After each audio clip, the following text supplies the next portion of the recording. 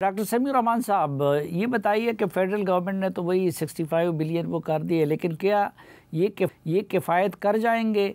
और दूसरा, आप लोगों का डिमांड सिर्फ फेडरल गवर्नमेंट से है या कि क्योंकि 18th अमेंडमेंट के बाद तो तालीम बेसिकली सूबों के पास जा चुका है, सूबों के पास फंड्स भी बहुत हैं, या सूबों से भी कुछ मुतालबात हैं आपके? हमारा मुतालिबा तो जिस तरह चेयरमैन साहब ने कहा कि 18 अमेंडमेंट के बाद सूबों को ये रिस्पॉन्सिबिलिटी अब लेनी चाहिए कि वो यूनिवर्सिटीज़ को सपोर्ट करे। अगर वो सपोर्ट नहीं करते तो फिर मजबूरन यूनिवर्सिटीज़ जो है वो फीसें बढ़ाएंगे। और जो मुझे नियर फ्यूचर यानी नेक्स्ट 2-3 ईयर्स में जो कुछ मुझे नज़र आ रहा है वो तो ये है कि अभी तो प्रोफेसर रोड्स पे है अपनी तनख्वाह के लिए, लेकिन जब तनख्वाह के लिए पैसे नहीं मिलेंगे और यूनिवर्सिटीज़ फीस बढ़ाएंगे तो फिर स्टूडेंट्स जो है वो रोडों पे आएंगे। तो मेरे ख्याल में ये बहुत ख़तरनाक सिचुएशन होगी जब असातिज़ा भी प्रोटेस्ट पे होंगे, रोड्स पे होंगे, और उसके साथ साथ तलबा भी, क्योंकि मतलब अगर पैसे तनख्वाह के लिए नहीं है तो जाहिर है कि फीसें बढ़ानी होंगी, फीसें बढ़ाएंगे तो स्टूडेंट्स वो प्रोटेस्ट करेंगे।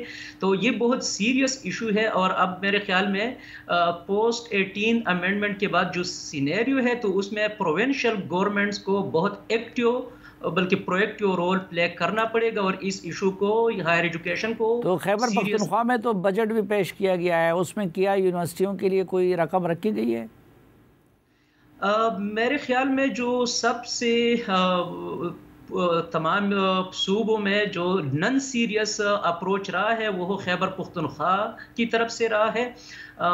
मैं कहूँगा कि सिंध सबसे बेहतर है, वो यूनिवर्सिटीज़ को स्पॉन्सर कर रही है, फंडिंग दे रही है। पंजाब भी कुछ न कुछ वो बंदोबस्त तो कर रही है, लेकिन खैबर पख्तूनख्वा की तरफ से मतलब उनकी कोशिश तो ये है कि एडमिनिस्ट्रेटिवली तो पूरा कंट्रोल वो यूनिवर्सिटीज़ का ले ले, लेकिन जब पैसों की बात आती है तो वो बिल्कुल फिर खामोश हो जाते हैं।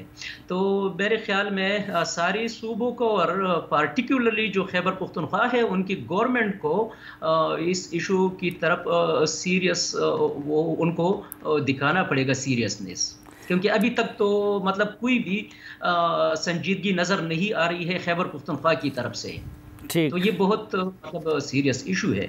डॉक्टर मोहम्मद अली शेख साहब, अब एक तरफ IMF का प्रेशर है, दूसरी तरफ पाकिस्तान में इक़्तिसादी बहरान है, तो इन हालात में क्या किया जा सकता है कि हम अपने चादर के मुताबिक पाँव भी फैलाएं और यूनिवर्सिटियों का मसला भी हल हो जाए? इसमें सलीम साफ़ी साहब, बुनियादी तौर पे जो मेरा हमेशा ये कहना होता है कि अगर हम तालीम को सियासत से ऊपर रखें, यानी मुख्तलिफ़ पार्टीज़ हैं, कोई किसी सूबे में है, कोई फेडरल में है, प्रॉब्लम यहाँ आ जाता है कि हमारे जो अकाबरीन हैं वो तालीम के मैदान में भी अपनी उस सियासी जंगों को नहीं छोड़ती।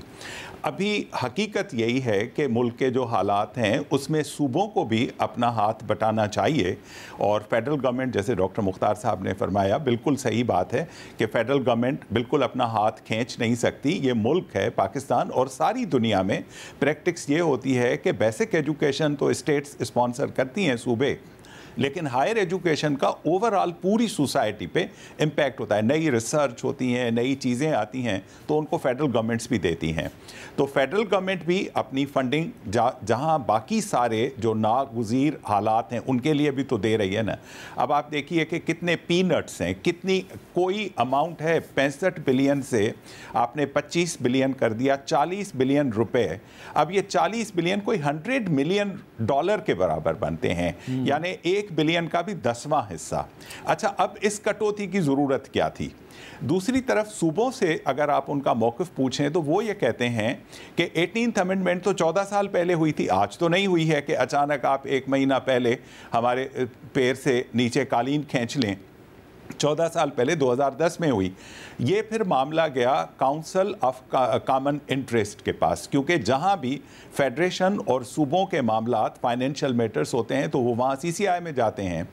CCI में इस पे बड़ी बहस हुई और उसमें यह फैसला किया गया कि इस फैसले को 8th financial award 8th NFC तक हम मौखर करते हैं, क्योंकि सूबों को ये था इम्कान कि हमारी 2% और भी एलोकेशन बढ़ जाएगी।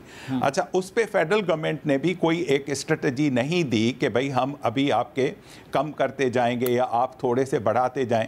ये इसलिए मैं कहता हूं कि ये अगर सियासत से बालातर होकर सोचते, जिसमें सूबे, विफाक, मुख्तलिफ पार्टीज़ वो एक ही लाया अमल तैयार करके और यूनिवर्सिटीज़ के लिए प्लान बना देते कि आइंदा 4 साल में हम इतना, फेडरल गवर्नमेंट अपना हाथ खींचेगी, प्रोविंसेस उतना हाथ बढ़ाएंगे, 10 साल में ये होगा, 20 साल में होगा। तो ये जो अनसर्टेनिटी है ना, जैसे अभी प्रोफेसर साहब फरमा रहे थे, देखें हम पढ़े लिखे लोग हैं ना, प्रोफेसर्स हैं, और जो पढ़ा रहे हैं वो स्टूडेंट्स हैं, वो इस सोसाइटी की क्रीम है। उनका ये बात बनती है कि वो सड़कों पर एहतजाज करें, डंडे खाएं, डंडे मारें, पत्थर मारें। यानी ये कौन सी तरफ हम लोगों को धकेल रहे हैं? यही चीज़ें लॉजिक की बेसिस पे करके और हम आगे बढ़ सकते हैं। तीसरी बात मैंने जैसे कहा, यूनिवर्सिटीज़ अपने फंड्स भी जनरेट करें और उसकी जो की है वो एक गवर्नेंस। अब प्रॉब्लम पता है क्या आता है, सारी दुनिया के अगर आप देखें इंस्टीट्यूशन, एक होती है गवर्निंग बॉडीज़ जो कि पॉलिसी बनाती हैं, एक होती है मैनेजमेंट बॉडी जो उस पॉलिसी को इम्प्लीमेंट करती है, और पॉलिसी मेकिंग बॉडी फिर अकाउंटेबल ठहराती है मैनेजमेंट वाली बॉडी को। अब हमारे यूनिवर्सिटीज़ में ये दोनों फंक्शन एक ही जगह मुर्तकज़ हो गए हैं, सिंडिकेट और सेनेट में। पॉलिसी बनाने वाले भी वो और पॉलिसी इम्प्लीमेंट करने वाले हम भी जरा वो। डॉक्टर मुख्तार अहमद साहब के पास आना पड़ेगा, बहुत सारे सवाल उनके लिए जमा हो गए हैं। सर, एक तो मैं ये जानना चाह रहा था कि अब देखें, ये इंडिया का जो मैंने हिसाब लगाया कोई 1555 अरब रुपए है, 1555 अरब रुपए पाकिस्तानी रुपयों में बनते हैं। उसके बरक्स हमारे अगर 65 बिलियन भी हो तो हम कैसे मुकाबला करेंगे? और दूसरा ये कि अगर टीचर्स का और प्रोफेसर्स का ये हाल हो कि वो अपनी तनख्वाहों के लिए सड़कों पे मुजाहरा कर रहे हों, तो स्टूडेंट को फ़ीस की फ़िक्र हो, तो हमारी रिसर्च कैसे होगी? हम बाकी दुनिया का मुकाबला कैसे करेंगे? ट्रू, बिल्कुल सही फरमा रहे हैं। इसमें थोड़ा सा मैं दूसरी साइड भी बताऊं, क्योंकि हमारे प्रोफेसर साहब भी बैठे हुए हैं, डॉक्टर साहब शेख साहब ख़ुद वाइस चांसलर रहे हैं, माशाल्लाह काफ़ी अच्छा सा इन्होंने काम किया है हमारे साथ। यूनिवर्सिटी के अंदर भी मसाइल हैं, गवर्नेंस के इश्यूज़ हैं। देखिए, मैं इस वक्त 65 बिलियन को अगर देखा जाए और सूबों के जो अगर जिस तरह सिंध ने किया है बाकी सूबों भी करें, तो ये फेयर गुड अमाउंट बन सकती है और चीज़ें ठीक हो सकती हैं। लेकिन मशू क्या है, जो मेजर इश्यूज़ हैं वही बैड गवर्नेंस की बात है, बैड फाइनेंशियल गवर्नेंस की बात है। मुझे 15-16 साल हो गए HEC के साथ मुख्तलिफ कैपेसिटी में, मेंबर, एग्जीक्यूटिव डायरेक्टर, फिर एक दफ़ा चेयरमैन, फिर अब अल्लाह ने दोबारा मौका दिया chairman. I am concluding my session. मैंने हर दौर में लेटर लिखे यूनिवर्सिटियों को कि खुदा के लिए अपनी एक्चुअली स्टडी करा लो, पेंशन फ़ंड को प्रोटेक्ट करो। साफ़ी भाई, मुझे फ़िक्र है जो ना पाकिस्तान में, अल्लाह ना करे ऐसा हो, मेरी ज़बान में मुँह में खाक जिसे कहते हैं, कि अगर हम किसी क्राइसिस बड़े में आए तो वो पेंशन फ़ंड की वजह से होंगे। दुनिया में आपके पास इटली की मिसाल है, साइप्रस की मिसाल है, पूरे मुल्क बैंकरप्ट हो गए, डिफ़ॉल्ट हो गए, सिर्फ पेंशन फ़ंड को प्रॉपर्ली मैनेज ना कर सके। इस वक्त मेरी एक यूनिवर्सिटी, किसी का भी नाम लूँगा, आप परेशान हो गए फिक्र देख कि एग्जॉस्ट कर चुके हैं पेंशन फ़ंड को। मैं लिखता रहा हर दफ़ा, हम HEC भी रिमाइंड कराता रहा, लोग भी अपने अपने, कि भाई यूनिवर्सिटियों के पेंशन फ़ंड को प्रोटेक्ट रखें। ये लोगों की बेचारे सर्विस कर रहे हैं, 40 साल के बाद बंदा रिटायर और पता लगे मुझे पेंशन नहीं मिलेगी, तो उसको क्या मिलेगा, उसकी फैमिली को क्या मिलेगा जी? कि विद फ्यू एक्सेप्शन हमारी यूनिवर्सिटियों ने पेंशन फ़ंड का कोई हाल नहीं किया। जिन्होंने पेंशन फ़ंड थे भी, वो भी इस्तेमाल करके जब एक्टिंग चार्ज आता है, जब केयर टेकिंग गवर्नमेंट आती है, या जो भी उनकी यूनिवर्सिटियों के मसाइल होते हैं। इस वक्त जो हम फंडिंग कर रहे हैं सर, कोई यूनिवर्सिटी के जो रेकरिंग ग्रांट गवर्नमेंट दे रही है, फेडरल गवर्नमेंट की मिसाल ले लें, उसका 40 से लेके 60% तक पैसा सिर्फ पेंशन अदा करने में जा रहा है, जो कानूनी तौर पे नहीं होना चाहिए। ये तो रेकरिंग उस साल के ऑपरेशन के लिए, उस साल की सैलरी के दिया है। जब आप टॉप ऑफ से 40 या 50% रखें, पैसे निकाल देते हैं पेंशन को देने के लिए, तो फिर आपके पास जितने मर्जी पैसे डालें ना आपके सिस्टम में, आप डेफिसिट पे जाएंगे। तो बेसिक जो फ्लॉज हैं उसको भी एड्रेस करना ज़रूरी है, टफ़ डिसीजन करने पड़ेंगे। फिर हमारी यूनिवर्सिटियों में ये भी हुआ है कि जो गवर्नमेंट की सही ऑब्जर्वेशन है कि हम उसकी रिस्पेक्ट करते हैं। यूनिवर्सिटीज़ आर ऑटोनमस बॉडी है, जिस तरह HEC अपनी आपके साथ ऑटोनॉमी के लिए लड़ते रहते हैं, आपसे भी कहते हैं। तो हम हर अटानमिक इदारे का रिस्पेक्ट करते हैं और उनके डिसीजन उनके सिंडिकेट सेनेट करती है। मैं उस पर नहीं चाहता जो शेख साहब ने कहा कि किसको क्या काम करना चाहिए, वो एक अनदर डिबेट है। तो वो यूनिवर्सिटियाँ अपने रिसोर्सेज से बहुत सी चीज़ें ऐसे करती हैं, जिस तरह वो कहते हैं जी हम ये एक स्पेशल अनाउंस देना चाहते हैं, हार्डशिप अनाउंस, या हम ये बेनिफिट देना चाहते हैं अपने फैकल्टी को, ज़रूर दें। अब वो जिस तरह कहते हैं ना कि अपनी अर्निंग करें, गवर्नमेंट ने आपको फ्री हैंड दिया हुआ है, आप अर्निंग करें, फिर उसके मुताबिक आप इस्तेमाल भी करें कानून के तहत। और जब भी वो अप्रूवल ली जाती है, जिसको नॉन एडमिसिबल अलाउंस कहते हैं, कि एडमिसिबल अलाउंस बस ग्रेड है, 18 ग्रेड है, 20 ग्रेड की एक सैलरी प्रिस्क्राइब है फाइनेंस ने की हुई, वो सब डेफिनेट होनी है। On top of that non admissible announce कहें, उनको अलाउंसेस कहें या नॉन एडमिसिबल अलाउंसेस कहें, वो जो यूनिवर्सिटियाँ अपनी सिंडिकेट से मुख्तलिफ अदवार में ले जाते हैं कि जी हमें ये इनको क्योंकि हाउस नहीं मिल रहा, हाउस सीलिंग के तो इतने पैसे दे दो, यूनिवर्सिटी में नहीं होता। लेकिन यूनिवर्सिटी की ऑटोनमस बॉडी है, उसने अप्रूव किया, ठीक है, उसमें लिखा होता है फ्राम आवर ओन रिसोर्सेज। अब इस वक्त रिसोर्स कंस्ट्रेन है, तो कोई इस पर विलिंग नहीं होगा मेरे समेत कि जो पैसे मिल रहे हैं उससे कम किया जाए। मैंने तो ये भी प्रपोजल दी थी कि मुश्किल वक्त है, सैलरी 3 महीने की नहीं मिल रही, कैसे लोग गुजारा करते होंगे वो गरीब लोग जिनको बिजली का बिल के पैसे नहीं।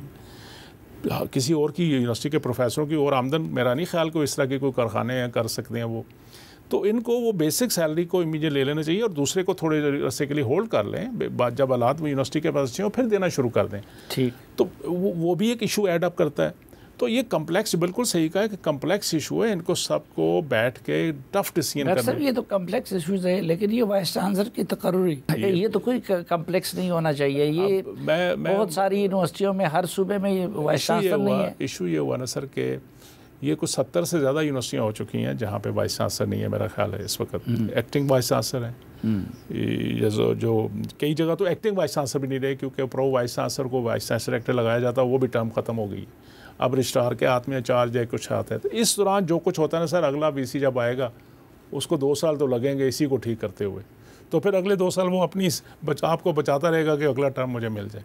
तो ये गवर्नेंस के ये मेजर इश्यूज़ हैं और बिल्कुल हर दौर में ये भी हमने हर चांसलर को, हर ऑफिस को रिक्वेस्ट की कि जी 6 माह पहले क्यों नहीं हम डिसीजन करते कि हमने क्या करना है।